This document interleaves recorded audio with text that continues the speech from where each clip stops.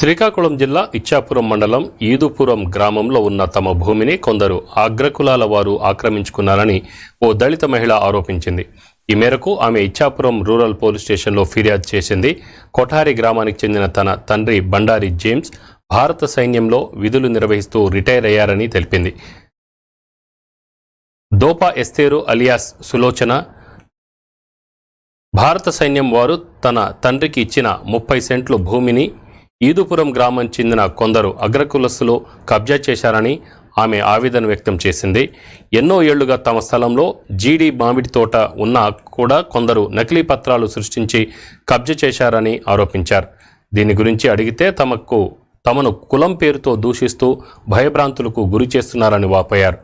ఆమె అండగా నిలిచిన శ్రీకాకుళం జిల్లా దళిత హక్కుల పరిరక్షణ సమితి సభ్యులు మాట్లాడుతూ దళితులపై దాడులు పెరిగిపోతున్నాయని, కబ్జాదారులపై కఠిన చర్యలు తీసుకోవాలని డిమాండ్ చేశారు.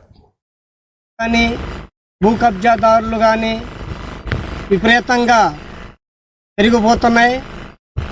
దీనిలో ఎక్కువ నష్టం కలిగేది దళితులనే. ఎక్కడైతే దళితులకు ఏదైతే సైటో లేదో ఒక సెంటో ఉందో అని అంటే దానిపైన భూ కబ్జాదారులు కన్నుపడుతుంది. అక్కడ దళితులు అయ్యా ఇది మాది అని అంటే అక్కడ కబ్జాకి పాల్పడి వాళ్ళని కొట్టడము, చంపటము, బెదిరించటము ఏదో ఒకటి జరుగుతుంది.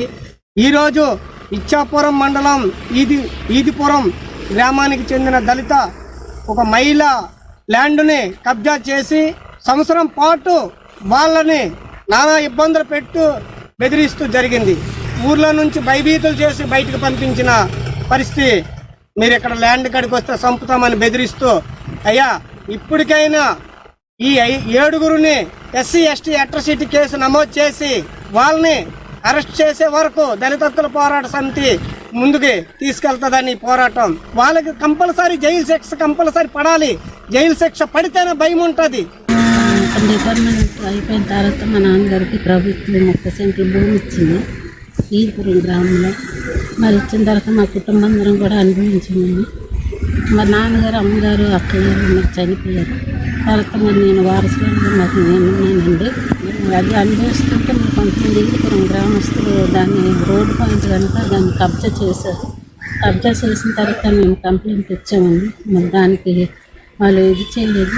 మరి చెట్లు అన్నీ కూడా నరికిస్తారండి. మా భూమి పని మేము కంచి వేస్తున్నాము. ఆ కంచి అంతా కూడా తీసేసి మాకు అంతా ఆస్తి నష్టం చేశారండి.